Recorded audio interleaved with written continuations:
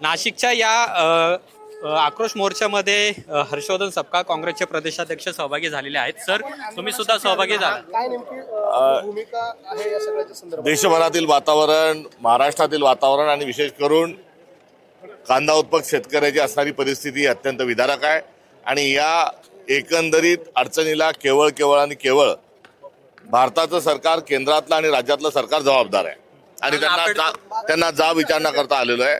नाफेड जे आहे, या नाफेडला पॅरालिसिस जो आहे, अर्धांगवायू झालेला आहे आणि हा अर्धांगवायू यासाठी सरकारने नाफेडला दिला आहे कारण की व्यापाऱ्यांचं चांग भलं करणं हा त्याच्या मागचा त्यांची भूमिका आहे. तुमच्या आंदोलनापूर्वी काही वेळा आधी सरकारने कांद्याला काही प्रमाणात भाव वाढवून देण्याचा प्रयत्न केला. देवेंद्र फडणवीस अत्यंत खोटारडा माणूस आहे. ते जसं बोलतात तसं अजिबात करत नाही.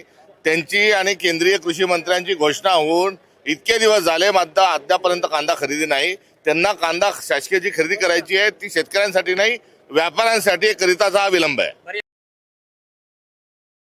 सरकारला धारेवर धरण्याच्या अनुषंगानं लोकशाही पद्धतीमध्ये आम्ही आज हा मोर्चा काढत आहोत. आज शेतकरी हवाल दिलाय आणि सरकार जे आहे बहिरं, आंधळ आणि मूक झालेलं आहे. त्यांच्या या कुंभकर्णी झोपेतून उठवण्याचा आजच्या मोर्चातून आमचा प्रयत्न आहे. काय संदेश देत आहे सर आपण?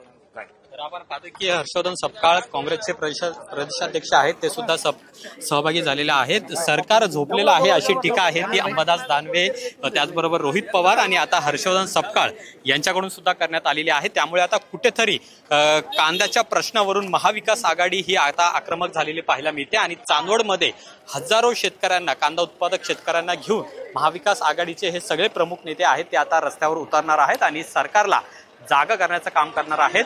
काँग्रेसचे हर्षवर्धन सपकाळ यांनी सुद्धा देवेंद्र फडणवीस आणि भाजप सरकारवर जोरदार हल्लाबोल केलेला आहे. कॅमेरामन रोहित वनकटेसह अमोल धर्माधिकारी, LS मराठी, चांदवड.